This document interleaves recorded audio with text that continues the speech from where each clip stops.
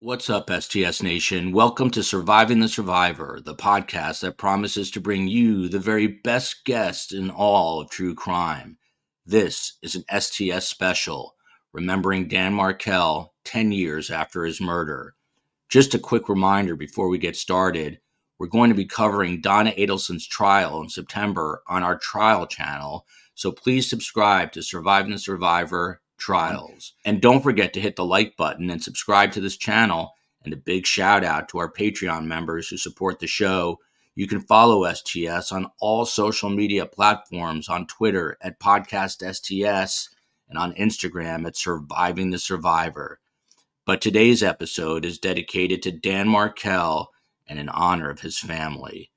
As you know, a decade can go by so quickly, but when you lose your loved one, time and life as you once knew it ends. This is not an anniversary. This is a day of remembrance. 10 years ago today, Dan Markel was shot and killed. He was rushed to the hospital, but died the next day. But Dan, or Danny as his family called him, was so much more than just a murder victim. Dan was a father of two young boys, Ben and Lincoln. Dan was a son to Ruth and Phil and a brother to Shelley. And Dan was a friend to so many near and far, and he was a law professor who left behind a legacy of future lawyers eager to fight for truth and justice, just like Dan. And Dan's story did not end when his life did. In fact, since his murder, Dan Markel has brought together hundreds of thousands of people all over the world and online who've never even met him. But they're connected to each other through Dan's story, watching and hoping and praying for justice for Dan and for justice for the Markels. But to understand who Dan Markel truly is and why we're honoring his life and memory, you have to know what happened and why. Dan Markel and Wendy Adelson were married in February of 2006. Dan was already a law professor at FSU after going to Harvard for both undergraduate and law school, with a stop in between at Cambridge University. Needless to say, Dan was an intellectual, and his family says since he was little, he was always reading, learning, and absorbing the world around him. Wendy Adelson was just 26 when they got married. She was a third-year law student at the University of Miami. She moved to Tallahassee to be with Dan, and then came their two boys, Ben and Lincoln. But like many marriages, things got complicated, and this once happy family was in the middle of a deep, contentious divorce by 2012.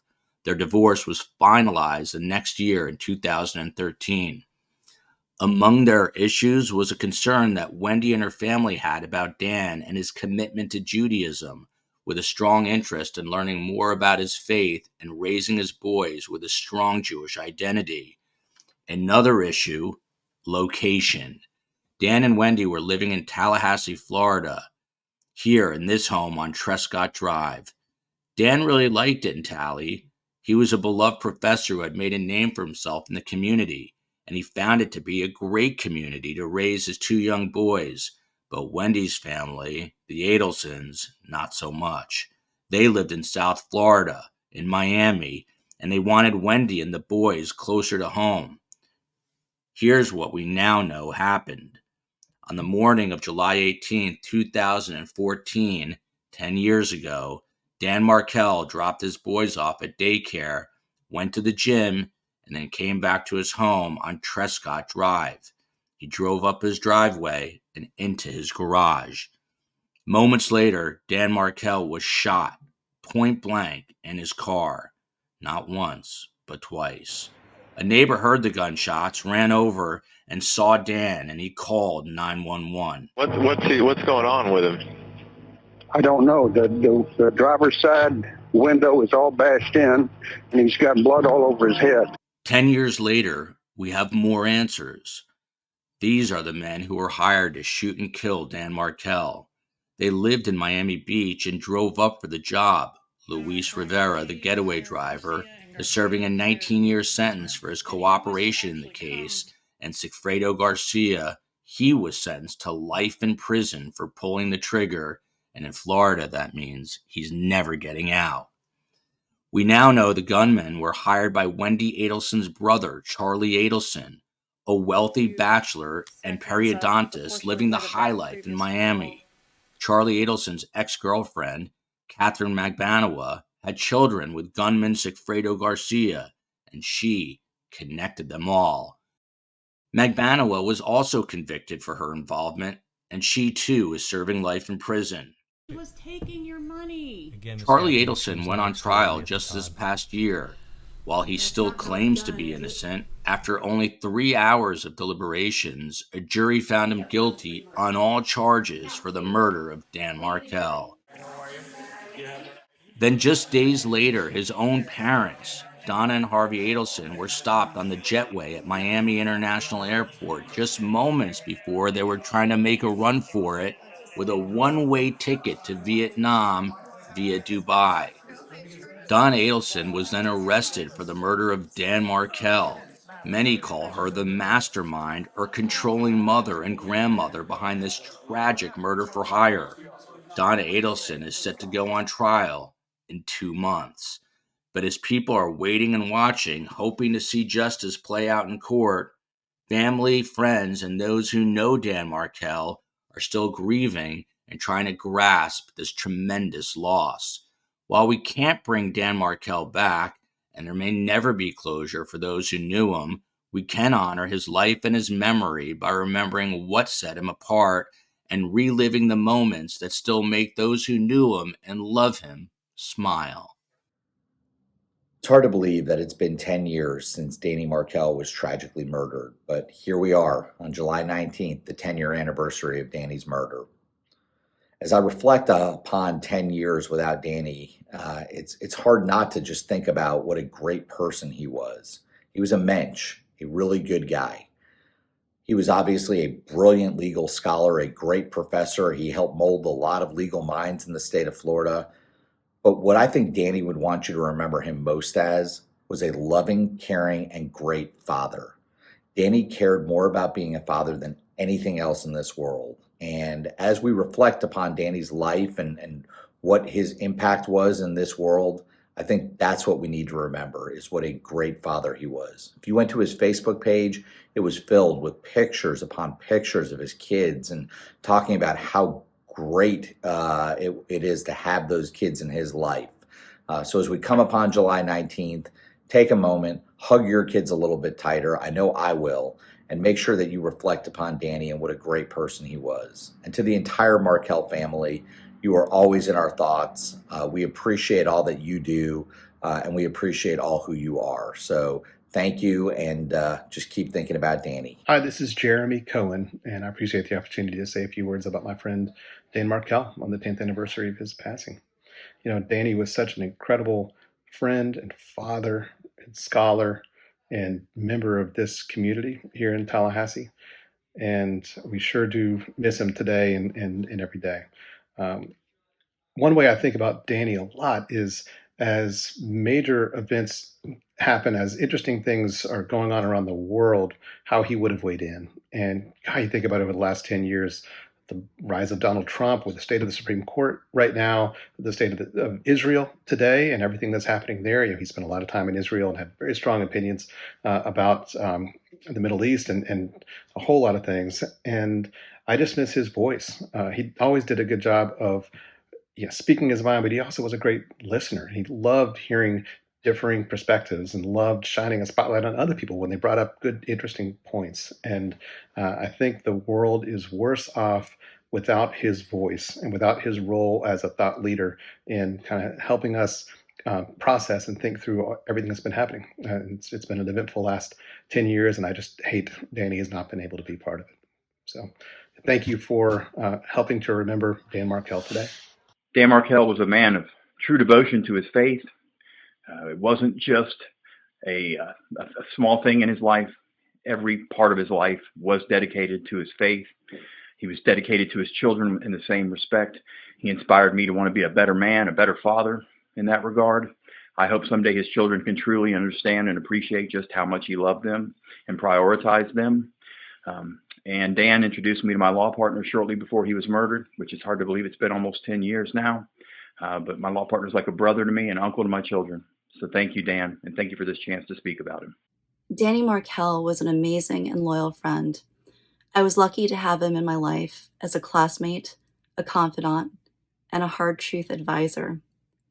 Danny had a brilliant mind that explored the nuances of law, a loving heart that he shared with his boys, his family, and so many dear, countless friends all around the world.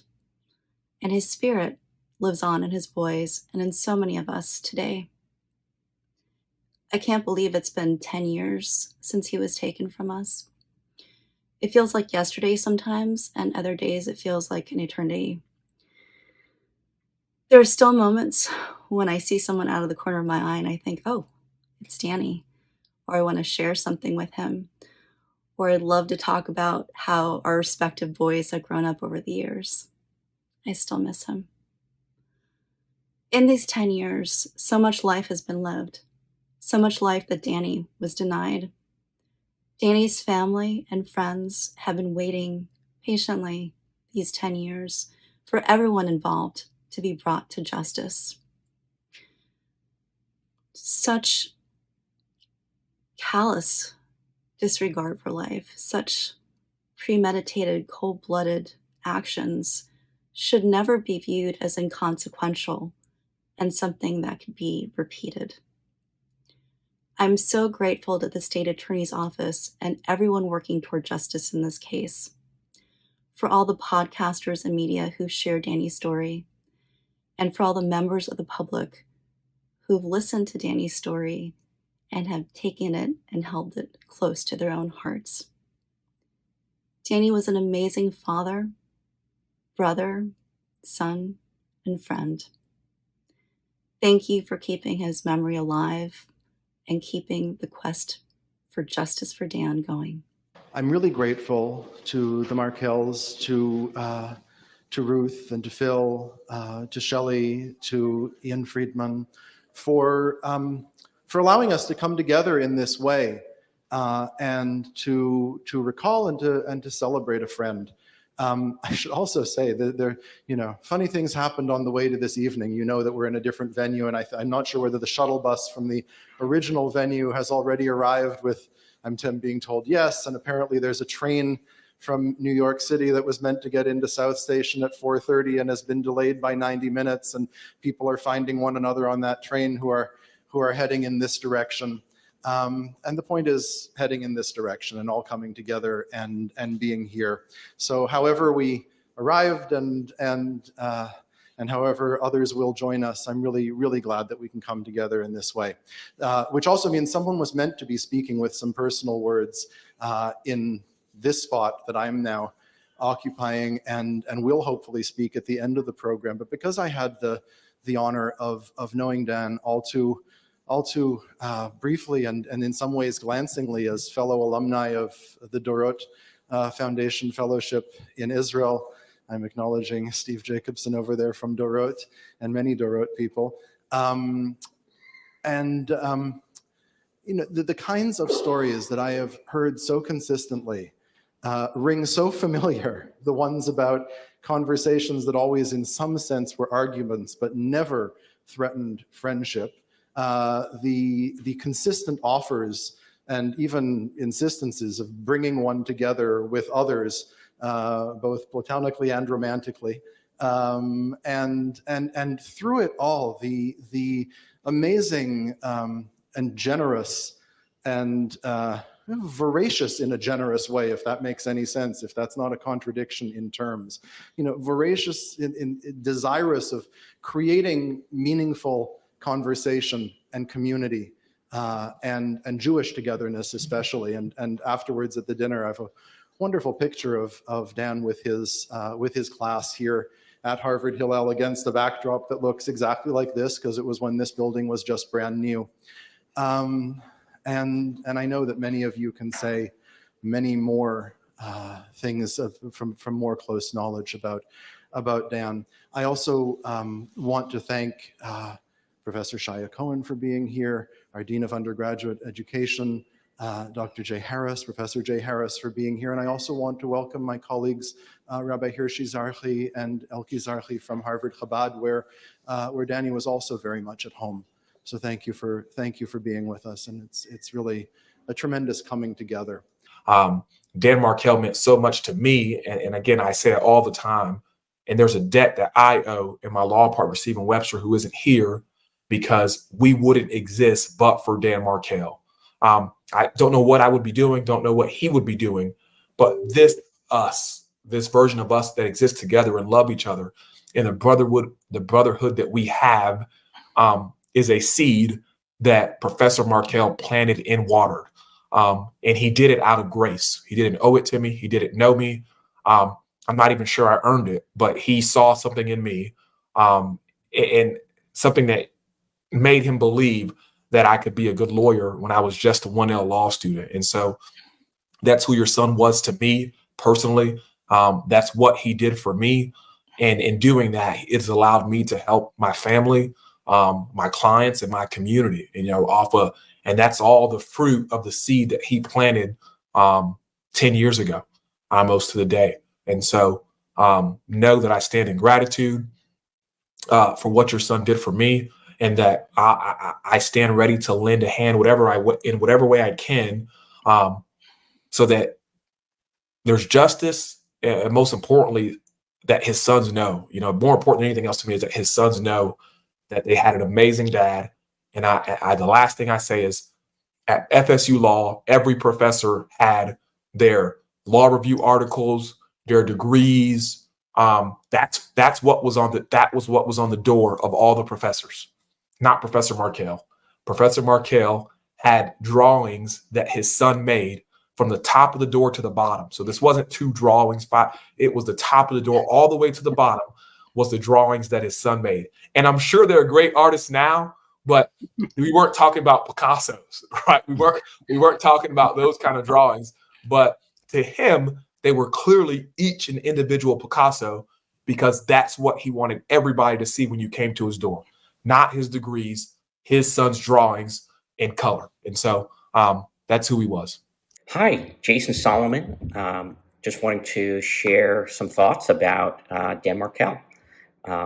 Thanks for asking. Dan was a great guy. He was a super warm and generous friend, an amazing father, a proud Jew, which I think is important to know about him, and just a first-class scholar and teacher. I think one thing to remember about Dan is he was very serious about his work. What he did as a law professor is think about how the law should be, how the law could be better, specifically about criminal justice. And he wrote about theories of punishment. And he really wanted people to read his work and give him criticism. He was honest with other people. Other people weren't as honest. And some people might not like the radical candor that Dan had. But in terms of making the work better, he wanted people to really read and critique his work. And he was always happy to read and critique other people's. And if he thought your argument was crap, he'd tell you your argument was crap. At the same time, even as he was telling you he thought your argument was crap, he would send emails, he would send me emails, and sign them XO. XO, hugs and kisses. This is not something I would generally get from a male friend. Signed XO, but I think it's a good indicator of both how warm he was and how comfortable he was in his skin. He was quite happy to send his male friends, colleagues. I was a fellow law professor of Dan, who became a friend. Emails signed XO, even regular emails where he would say, "Hey, do you mind if I blog about your latest law review article? XO, Dan." So I think that's a good indicator of his warmth and his comfort in his own skin and who he was. And that was a big thing to understand about him. He was all about his boys. He didn't want to miss a minute with them. He always wanted to go to circle time in the morning at their preschool, even if he didn't have the kids that day, or even if he had dropped them off. He just wanted to observe them and be in their presence. And he was very warm and loving. 10 years after his murder, it's certainly gratifying that justice is moving along, even though the justice is slow. And particularly, it's gratifying that not just the hitmen, but the people who ordered the hit, the members of the Adelson family, are in the process of being held accountable. It's immensely gratifying that Charlie Adelson and Donna Adelson are behind bars. I think if you asked people even 5 years ago, would they ever be held accountable? A lot of people would have said no, they wouldn't. And the fact that they have been really speaks to the dedication and the commitment of the state attorney's office, the work of the Tallahassee Police Department and the FBI, and frankly, the community both in Tallahassee and in the country and around the world who have spoken up for justice for Dan and who have said, look, it's clear that these people were behind the hit. We have to hold them accountable. Doesn't matter that that they have a lot of money or going to hire fancy lawyers. Doesn't matter whether that may mean that there is a chance that they may succeed in getting a mistrial. We need to hold them accountable. We need to be steadfast in that. And thankfully, Jack Campbell and the rest of the state attorney's office has really stayed strong and done that. And we're grateful to them for that. I'd say the other thing about 10 years after his murder that I'd say is you just see the devastation everywhere and the ripple effects of this horrendous decision by the Adelson family, by Katie McManua, and the hitmen to go through with this. And so when I say the terrible devastation, it's not just Danny's boys, Danny's family, his mom, his dad, his sister, that of course have been devastated and has altered their lives for the worse, inevitably. But it's everyone else too. I mean, Charlie Adelson has a kid. That kid is going to grow up without a father because Charlie Adelson is going to be behind bars for the rest of his life. Why? Because the Adelson family, including Charlie, made this stupid decision that they were going to take care of their problems by murdering someone. Similarly, Katie McManua, Sigfredo Garcia, they have a couple kids together. Those kids are growing up without parents because of their devastating, horrible decision to do this for a bit of money. That was stupid. And I think I want to say all this because for people who are thinking about, hey, is this something that I might do? I've got a problem with my ex-husband, ex-wife, girlfriend, whatever, business partner. Maybe I'll pay someone to murder them. It doesn't generally work out well for anybody. It doesn't generally work out for anybody. You're not likely to get away with it, and it's likely to be devastating to everybody involved. It's not a way to solve problems, even putting aside the morality and ethics of it. And so that's a big part of my reflection 10 years after his murder. It's really important to continue to pursue justice for Dan, to continue to show people that even if you have a lot of money to hire fancy lawyers, you can't get away with it. You're not going to get away with it. So thanks for doing this show. Thanks for asking us to contribute. I didn't know Dan Markel personally, but I owe him a debt for the type of person he was, the amazing way he lived his much too short life. He continues to inspire people by the way he lived his life, the type of friend, son, husband, and scholar he was.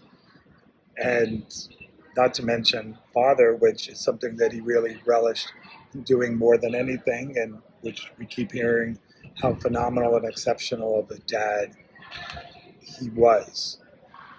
Each time we do an episode at Surviving the Survivor on the Markel case, we learn more and more about the actions he took that made him such an accomplished and honorable person. He inspires me by showing how if you live a principled, righteous life, you can live on and impact others, even in the face of evil and injustice. Ernest Hemingway said that every man has two deaths, when he is buried in the ground and the last time someone says his name. I am proud of the attention that we at STS and others have given to the pursuit of justice for Dan and to preserving Dan's memory and legacy. May Dan's memory continue to be a blessing. If you're looking to get involved and be a part of Dan's legacy, check out Justice for Dan Markel. This grassroots organization was started by Dan's friends and colleagues to memorialize Dan's life and continue his commitment to scholarships and mentorship. The organization is starting a new Best Paper Award that will award students and early career scholars a stipend to continue Dan's research and to provide these law students with the mentorship Dan often gave his own students. If you'd like to support the project, you can donate on Venmo to Justice for Dan M. That is Venmo to Justice for Dan M. and write Best Paper in the notes. What's up, STS Nation? Coming to you from Chicago, where it's actually kind of fitting for the 10 years that have passed since Dan Markel's murder in Tallahassee, because today it is overcast and cool, very cool by Miami standards, at least. Here in Chicago, it is about 67 degrees. But it's kind of a metaphor because later in the day, the sun is supposed to come out and it is supposed to warm up to 75. And sounds benign, but I sort of thought about that in regards to Dan. It was just the worst possible news, cold, harsh, and really brutal. And obviously, there's never closure for something like this. And by the way, I was going to say the 10-year anniversary, but I stay cognizant of that because anniversaries are really celebrations, and this is not a celebration in any way, and there will never be closure here. But like the weather here in Chicago, the sun is going to come out and it's going to get warm. And I think over the last 10 years, obviously, first and foremost, Phil, Shelley, and Ruth have been dealing with all this, and it was just so brutal and cold and tough to deal with. But over these 10 years, they've, I think, felt the love from their family members and from just people around the world, people who are with STS Nation. We've been there, I hope, to comfort them and help lift them up. And they've been there for us as well. As many of you know, Phil just spoke at length for the very first time on STS. Ruth's been on a number of times and will be on many more times, as I hope Phil will. And eventually, Shelley will come on also. On this day, I'm thinking of all three of them, plus the extended Markel family, and I'm thinking of everybody that really knew Dan. I did not have that honor. I did not have that distinction of knowing him. Obviously, he was a super bright light in this world that was taken from us way too soon for just almost incomprehensible reasons. And right now, the justice that we've all been waiting for is here. I just want to say, as a content creator, as a former journalist, most times I never got to know, in almost all cases, except for a few, I never really got to really know the family of the victim until this case. And this, of course, is, as I say, our OG case, our original story here. And it has been, and this is a bit cliche, but I do mean it. It's been a privilege and an honor. Ruth has just handled this with so much grace. Her quote, I quote her all the time: "Do not get lost in the loss." Phil has become, with the loss of my father, speaking of losses, has become like a father figure to me. I feel like I can call him at any time regarding anything, really. And just talk to him if I need to. And Shelley is honestly one of the sweetest people that I've, ever come in contact with. She's just super smart, sweet, kind. And I appreciate her actually, staying in the background, because not everyone wants, to be doing what we're doing here in front of a microphone, and she does a lot behind the scenes. There are a lot of people with Justice for Dan Markel, by the way, who also do things behind the scenes. So my gratitude is to them. But as a content creator, we have an amazing community here of content creators. And I'm not going to mention individual names because I will certainly forget a few. But it's been an amazing community of people who are producing stories regularly about Dan. And Phil at our book signing in Toronto actually acknowledged these people. And I think it's important because you all have kept the story in the spotlight. It is important, and that's why we're going to be covering another murder trial this fall in September. And I know we're all eager for justice there. And then hopefully there's another domino or two to drop. And it's my belief that that will happen in due time. But it's a step at a time, baby steps. So it's a sad day. It's a solemn day. But it's also a day filled with a lot of hope and reassurance in light of tragedy. The light does eventually come out, and it's peeking out now, like the weather in Chicago that I started with. 10 years ago, it was cold, dark, and it seemed like the warm weather would never come. And as we remember Dan now, we are all together. We're all thinking of him on this day.